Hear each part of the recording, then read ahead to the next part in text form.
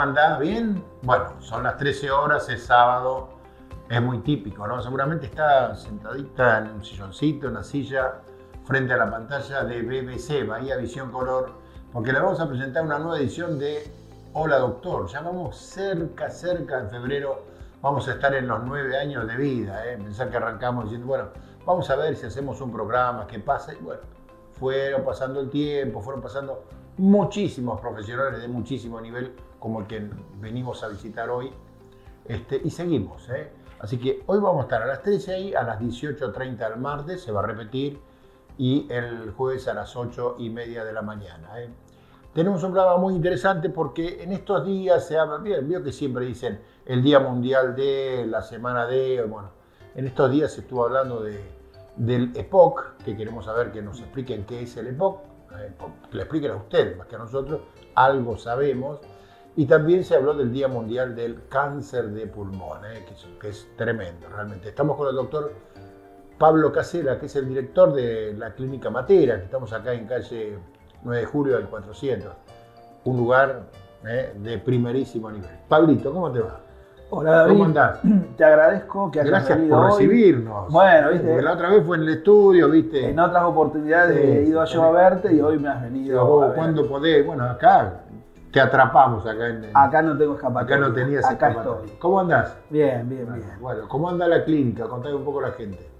Bien, estamos, te diría, pasando por un episodio complejo, al igual que el resto de los hospitales, pero dentro de esta complejidad, que tiene que ver específicamente con todo lo que ya sabemos, ¿no? Con el desfinanciamiento de los hospitales, venimos bastante estables. Claro. Por el momento hemos tenido la posibilidad de continuar con todos nuestros servicios abiertos, con todas nuestras guardias siguen activas. Ajá. Así que dentro de toda la situación te diría que estamos bastante bien. Y esto se debe especialmente al compromiso de la Asociación de Empleados de Comercio con el hospital. Tal cual, sí. ¿Tienen una gerenciadora ustedes? Hay una gerenciadora que se llama Sarmex, que también te diría que ha sido uno de los sostenes importantes. Y junto con el gremio hemos podido atravesar toda esta situación, que es la que ya todos conocemos, ¿no? Sí. Lo que uno nota cada vez que viene acá es que siempre hay movimiento, es como que siempre se está creciendo para un lado, para otro, nuevos servicios, gente, permanente es el movimiento que hay acá adentro. Bueno, sí, así es. Nosotros en este momento hemos tenido algunas modificaciones en el hospital y una de ellas incluye algo que para mí es vital. Dime. Que tiene que ver con un espacio que estamos abriendo para poder traer definitivamente la universidad dentro de nuestro hospital. Mirá vos. Nosotros hoy hemos hecho convenios con la Universidad Nacional del Sur, con la Universidad Salesiana y con la Universidad Católica. Y estamos ¿De La Plata? De La Plata, mirá, exactamente. Sí. Y estamos próximos a inaugurar una nueva área que incluye un Zoom con un aula justamente para poder trabajar en forma mucho más estrecha con las universidades. Para nosotros esto es vital. Claro. ¿Dónde sería eso? Estaría exactamente por encima de donde estamos nosotros. Acá en el arriba. piso de arriba, Bueno. Exactamente. Van a tener las nuevas oficinas de la dirección y un aula y un salón de usos múltiples. Claro. Estamos realmente muy contentos con eso. ¿Y eso hay tiempos para eso? Suponemos que en un par de meses esto estaría listo, cosa de cuando comience el próximo año lectivo, poder contar ya con un aula con todos los elementos necesarios. Para nosotros es muy importante porque hemos decidido intervenir en la formación de nuestros propios profesionales. Así que hoy tenemos estudiantes avanzados de kinesiología, de nutrición, de medicina y de enfermería que nos abren el abanico enorme para poder después nutrirnos de estas mismas personas cuando alcancen su título profesional. Y ellos hacer las prácticas, que es algo muy bueno, ¿no? No, por supuesto, y más en una situación como esta, donde existe especialmente falta de médicos a las guardias. Bueno, nosotros por eso queremos mostrarle a los estudiantes de medicina que en este hospital hacemos las cosas diferentes, que tienen un buen lugar para después poder venir y completar su formación profesional. Así que bueno, hoy estamos con bueno. varios concurrentes. Ajá. Tenemos concurrentes en oncología, en clínica médica, en cirugía vascular, en urología, y eso es un impulso enorme para el hospital. Tal cual. Bueno, vos sos oncólogo. Yo soy oncólogo, así es. Antes de ir al tema específico que nos convoca, ¿por qué estudiaste oncología? Porque a veces uno se pone a pensar, y oncología, cáncer, viste, la gente tiene miedo, que muerte. ¿Por qué estudiaste oncología? Bueno, siempre me interesó el tema de la oncología particularmente, sí. y en un primer momento lo tenía muy relacionado con todo lo que tenía que ver con lo biológico. Me interesaba mucho ver cómo una célula podía transportarse de un lugar a otro y generar un problema en un órgano diferente. Pero me marcó mucho cuando yo era muy chico, pero muy chico, la verdad no me acuerdo la edad, pero era muy chico, que hablaban, te imaginas, cuando yo era muy chico, hace varias décadas ya, algunas. donde había todo lo que se llama conspiración para el silencio, no se nombraba la palabra cáncer, de eso no se hablaba. Y me acuerdo un comentario de mis papás sobre una vecina que decían, no, ya no hay nada más para hacer, ya. Y esa me quedó dando vuelta. ¿Qué? No hay nada para hacer. ¿Cómo que no hay nada más para hacer? ¿Cómo alguien puede no tener nada para hacer? Bueno, ese te diría que fue el empujón definitivo. Mirá. Y ahí me di cuenta que sí había muchas cosas para hacer. ¿Y eso fue lo que te motivó a...? Eso me motivó no a ser médico, porque creo que ya nací sabiendo que iba a ser médico. ¿Ah, sí? Pero sí a elegir la especialidad. ¿Ya cuando eras chico pensabas que ibas a ser médico? Sí. Mirá. Sí. Bueno, Pablo, nos convocaba a hablar un poco del EPOC y del cáncer de pulmón. ¿Qué es el EPOC? ¿Qué es una sigla el EPOC? ¿Qué es EPOC? Exacto. Bueno, el EPOC quiere decir enfermedad pulmonar obstructiva crónica. Vamos a definirlo de forma más fácil para que todos podamos entender. El tejido pulmonar cambia su estructura y se vuelve mucho más dificultoso para poder trabajar con el oxígeno. Para que se expanda y se Exacto, esa es la palabra. Uno podría imaginarse al tejido pulmonar como algo muy esponjoso, como la esponja esta de baño, y poco a poco en el EPOC esa posibilidad de ese tejido blando, esponjoso, elástico, se va transformando en algo mucho más rígido y que impide el paso del oxígeno, o al menos lo dificulta y lo dificulta mucho. Y esto tiene que ver con algunas situaciones, por ejemplo el tabaco. El tabaco debe ser el número uno. Es el número sospecho uno. yo, ¿no? En forma directa es una noxa que genera en todos los que hemos sido fumadores o incluso fumadores activos, va generando un daño. Que al principio uno no se da cuenta, uno no es consciente de que con cada cigarrillo va generando un poquito de este EPOC. Hasta que llega un momento que eso empieza a generarnos una verdadera dificultad respiratoria. Yo no sé si vos te acordás que hace unos años atrás, un cantante muy conocido, Sandro, tuvo que llegar incluso hasta un trasplante pulmonar, dado que las lesiones que le había generado el EPOC le impedían una respiración que no fuese asistida por alguna máquina o por el oxígeno. O sea, directamente no podés respirar. No podía respirar. Te ahogás. Y si ustedes buscan algunas fotos van a ver que incluso él, con muy buenos neumonólogos que había tenido, daba recitales y con el micrófono venía una manguerita que le aportaba oxígeno. Si ustedes buscan las fotos van a ver eso. Esa dificultad respiratoria se va haciendo extrema y tiene una particularidad. Cuando uno deja de fumar, si bien el proceso se enlentece, la lesión no desaparece. O sea que te deja deja una cicatriz, deja una secuela. Por eso es tan importante trabajar en la prevención. El cigarrillo es una, pero también hay otras enfermedades que también pueden generar problemas pulmonares y que tienen que ver, por ejemplo, con las personas que trabajan con pinturas o tóxicos, los que trabajan en demolición. Todo eso va trabajando. Eso es muy importante, utilizar la prevención a través de las máscaras y todas estas cosas que tienen que ver con la buena forma de trabajar, hoy son fundamentales porque son enfermedades en gran medida evitables. O sea, son prevenibles y vos podés evitarte de esto, más allá del cigarrillo. Dejando el hábito, trabajando con protección, esto se puede disminuir en una forma realmente significativa. Y créeme que es de utilidad porque hay personas que realmente se les dificulta la vida cotidiana. Claro. Incluso a veces sienten falta de aire hasta para hablar. Son casos extremos, ¿no? Sí. Así que hay que tratar por todos los medios de no llegar a esa situación. ¿Qué arrepentimiento deben de tener, no? Decir, mirá, si yo no hubiera fumado lo que fumé. Es un problema, sí. Es una adicción, sí. Es una adicción que debe tratarse. Muchas veces los fumadores no es que no quieren abandonar el hábito, no pueden hacerlo.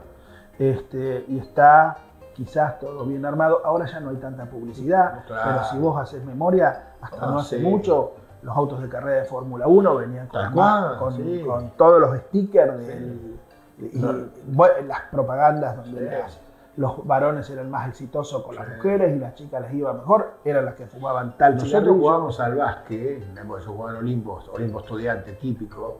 Cuando entraba a la cancha de estudiante estaba llena y veías de la mitad para arriba era una mancha de humo. Jugábamos al básquet y no podíamos respirar. Yo creo que eso ha cambiado y ha cambiado mucho y para bien. Yo recuerdo que había algunos restaurantes acá en Bahía donde permitían en algunos lugares, ¿no? Y te traía la carta de habanos. Todo eso ya está prohibido. Yo creo que está muy bien, no se puede fumar. Bueno, en los aviones se podía fumar. Claro. Cuando yo aviones colectivos, lo que sea. Mirá, David, cuando yo entré al hospital a hacer mi primera residencia de clínica médica en el año 93, se fumaba dentro del hospital. Claro. Se podía fumar dentro del hospital. Así que todos estos cambios de actitudes yo creo que han sido muy, muy beneficiosos. Es más, yo la otra vez estuve hablando con un viejo profesional de la salud, ya jubilado, y me dice, nosotros nos juntábamos el lunes y hacíamos el pedido de los cartones de cigarrillos. Claro. Bueno, todo eso ha cambiado mucho. Yo creo que se es mucho más consciente de estas situaciones. Creo que todos los temas de seguridad laboral también han mejorado mucho las situaciones. Y una cosa que impactó enormemente fue cuando se empezaron a hacer los primeros estudios preocupacionales. Claro. Ahí empiezan a aparecer esos primeros signos de POC que pudieron alertar a la gente y como hay una relación muy estrecha entre el tabaco, el POC y el cáncer de pulmón, empezaron a aparecer de casualidad, porque aparecían en una placa los primeros nódulos pulmonares que luego se biopsiaban y uno podía hacer un diagnóstico temprano de cáncer de pulmón. Vamos a hacer una pausa, enseguida vamos a hablar precisamente de cáncer de pulmón. Dale. Me diste pie como para que en la segunda parte hablemos de eso. Perfecto. Estamos con el doctor Pablo Casel acá en el... Qué lindo lugar acá, qué cómodo, qué buena sensibilidad que hay acá cuando uno viene al hospital, más allá que viene al hospital, cómo lo atienden de bien. En el Hospital Matero, obviamente, en calle 9 de julio del 400. Estuvimos hablando de POC, y ahora, por ahí nos queda alguna pregunta más, pero en la segunda parte vamos a hablar de cáncer de pulmón. Cáncer de pulmón. Realmente nos puede poner contra las cuerdas.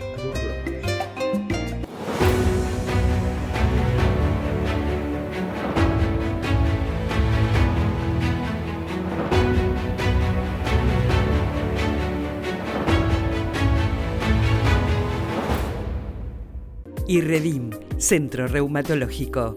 Nueva dirección, Undiano 10, teléfono 455-8214.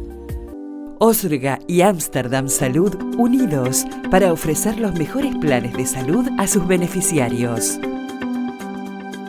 Hospital Italiano Regional del Sur, más de medio siglo atendiendo la salud de la gente de Bahía Blanca y la región. En el Hospital Privado Dr. Raúl Matera te brindamos mucho más que buena salud. 9 de julio 445, 455-8880. Desde 2008, UCALP Bahía Blanca crece en la región. Estudia licenciatura en fonoaudiología, kinesiología y fisiatría, nutrición o terapia ocupacional. También podés estudiar licenciatura en criminalística y varias propuestas a distancia. Encontranos en Brown 474 o llamanos 450-0042.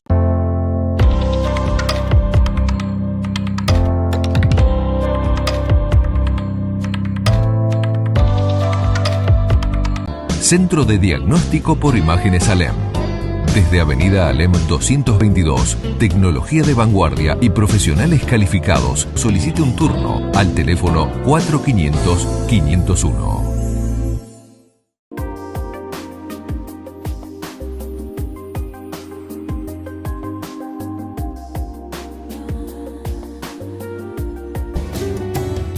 Segunda parte de este programa muy interesante. Estamos en la pantalla de BBC, son las 13 horas y algunos minutos. Ya el programa avanzó, la primera parte ya está. Estamos con el doctor Pablo Casella, que es el director de la clínica, no sé si clínica hospital, no voy a decir si es clínica hospital, porque a veces la gente dice clínica, a veces dice hospital. Bueno, Matera, Raúl Matera, un gran personaje, ¿no? Este es de la Asociación Empleo Comercio y gerenciado por Cermex. Estuvimos hablando en la primera parte, nos contó algunas cosas de cómo está el hospital, que bueno, más allá de la dificultad está muy bien, está trabajando, y de por qué estudió oncología, ¿no? Él decía, dice, ¿por qué esta persona? Porque es cierto, murió de una enfermedad incurable, y se solía decir, o por ahí decían, ¿y qué le pasó? No, tiene eso, ¿viste? Tiene eso. ¿Qué es eso, viste? Cuando uno era chico era eso. Después, bueno, ya ellos mismos empezaron a decir, ¿por qué no empezamos a hablar de cáncer? De cáncer hay que hablar. Porque en la medida en que se habla, se puede analizar, se puede estudiar, se puede tratar, y bueno, la gente puede salir adelante. Bueno, recién hablamos del EPOC, ¿no? ¿Qué tema este del EPOC, eh? Por las dudas, si fuma, no fume más. Y ahora con Pablo queremos hablar esto del cáncer de pulmón. ¿Por qué el cáncer de pulmón es una de las principales causas de muerte? ¿Por qué, Pablo?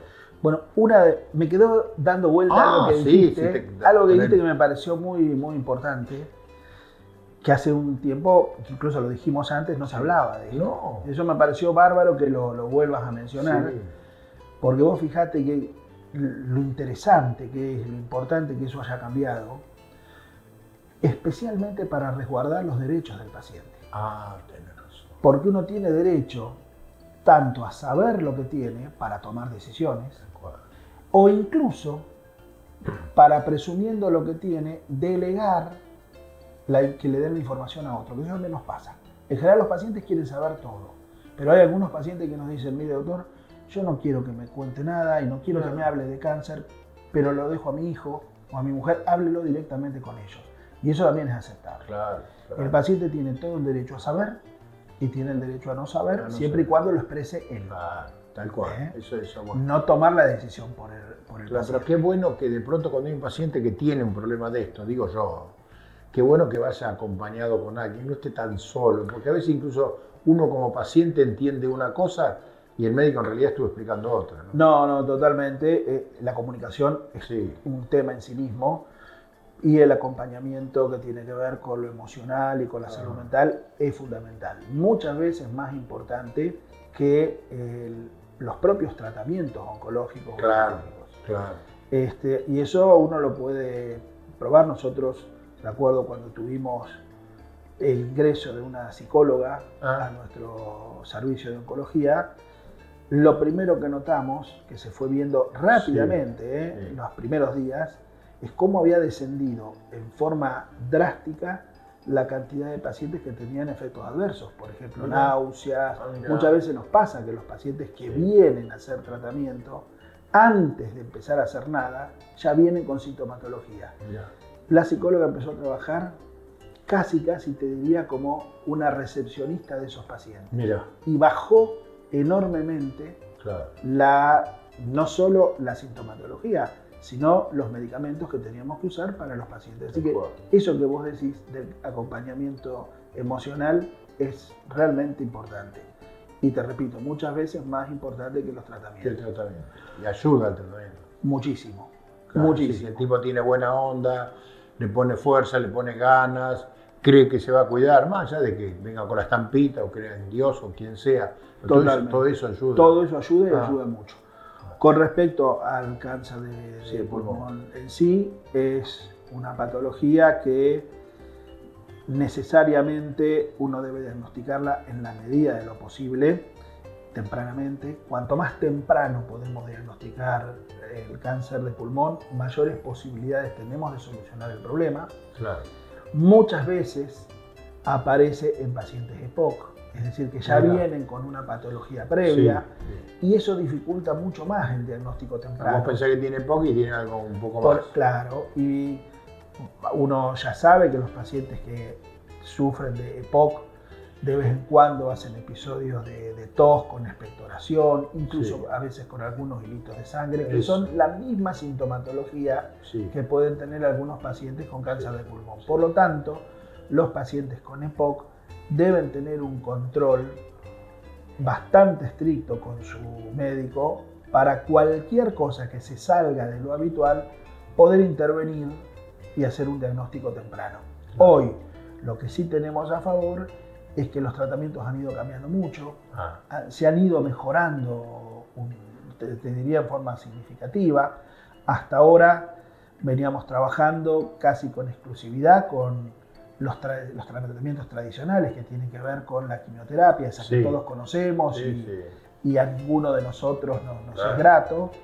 Bueno, la quimioterapia ya avanzó y mejoró mucho, pero además han aparecido nuevos tratamientos que tienen que ver con lo que denominamos terapias target, con inmunoterapia, que son tratamientos más específicos, donde se busca, además del diagnóstico, algunos componentes especiales de la célula, y se han encontrado algunos remedios que en el caso de que las células oncológicas, las células enfermas, tengan ese componente, el medicamento actúa directamente sobre esas células.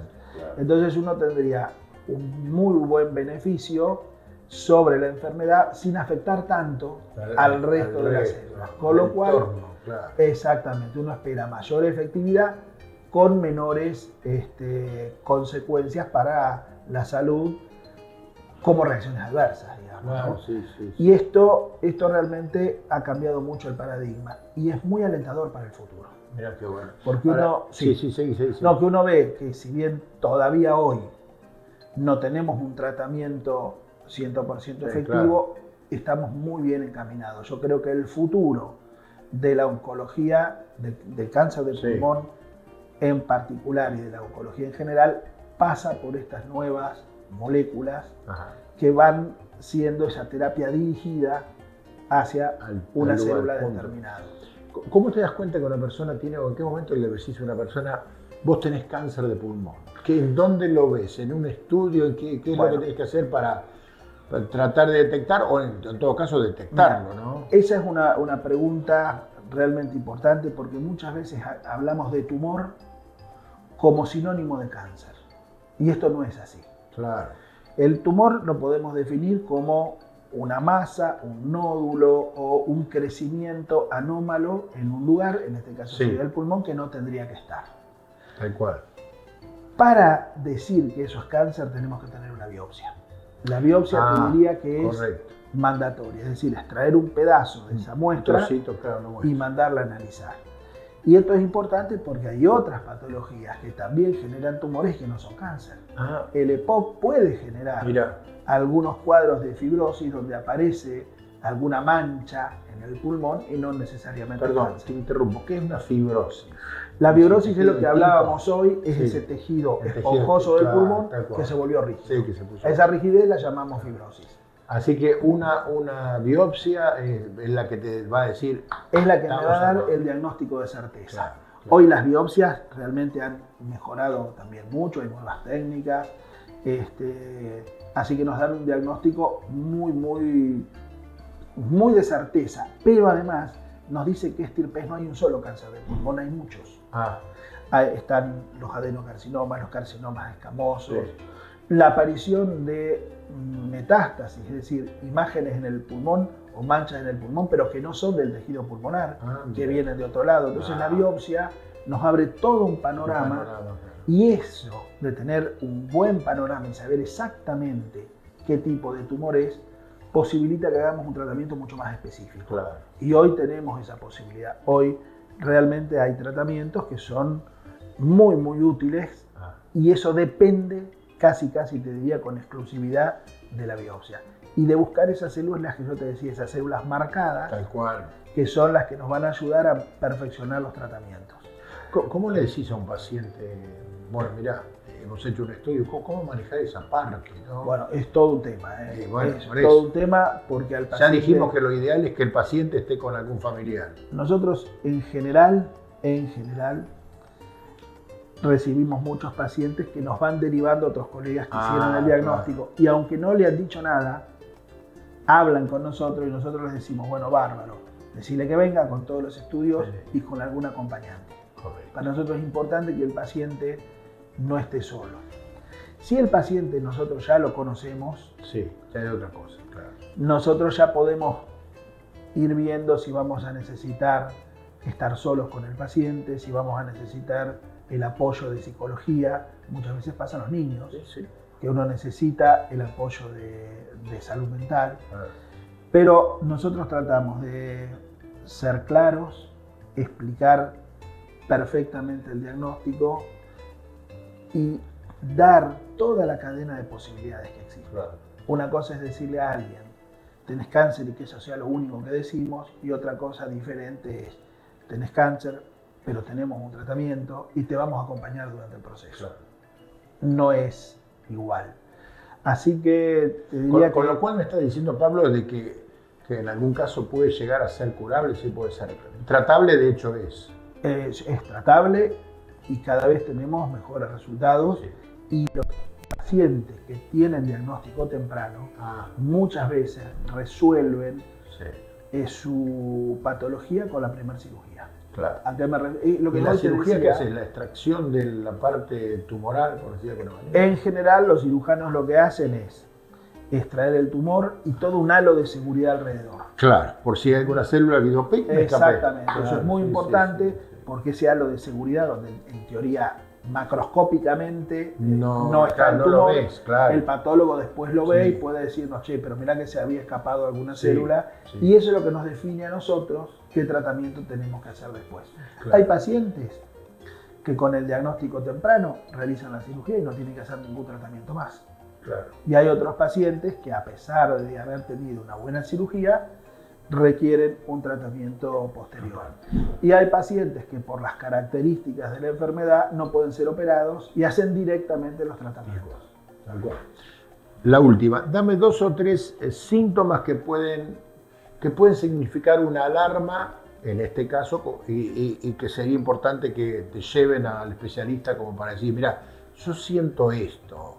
¿Puede ser? No puede ser. Sí, 2 o 3 síntomas. Hay 2 o 3 cosas.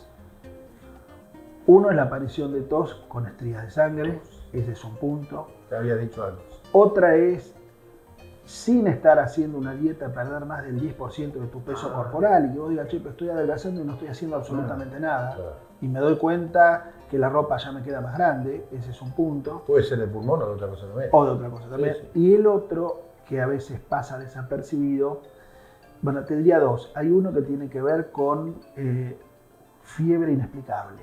Mira. Hay pacientes que vienen y te dicen, mira, yo empecé hace 3 meses con fiebre y a la noche hasta me tenía que cambiar el pijama y la ropa de cama porque transpiraba tanto. Bueno, ese es un signo que nos tiene que llevar a hacer la consulta. En el cáncer específico de pulmón hay algunas presentaciones que son las no habituales, que uno las tiene que tener en cuenta, sobre todo si el paciente es fumador.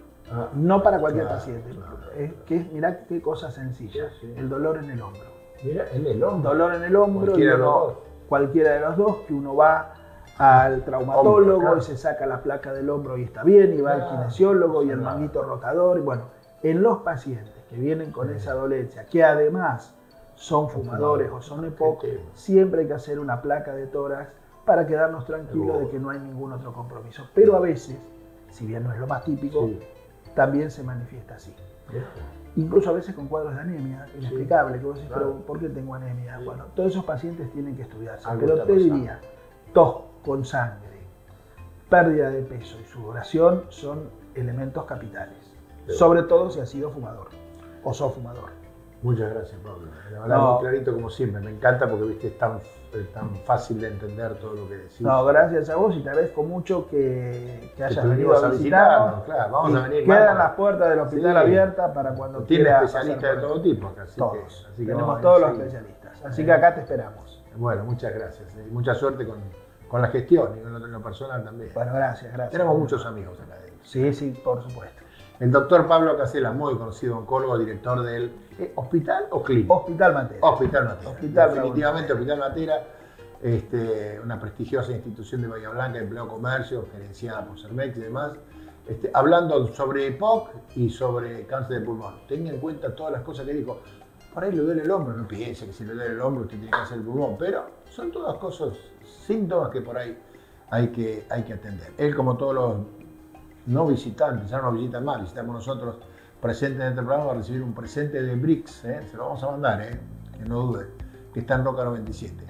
Y nosotros nos vamos hasta la semana que viene. Le agradecemos a Fernando González, por supuesto, que estuvo del otro lado aguantándonos. Y recordamos, este programa que va hoy se repite el martes 18:30 y el jueves a las 8:30 de la mañana por Bahía Visión Colombia. Hasta la semana que viene.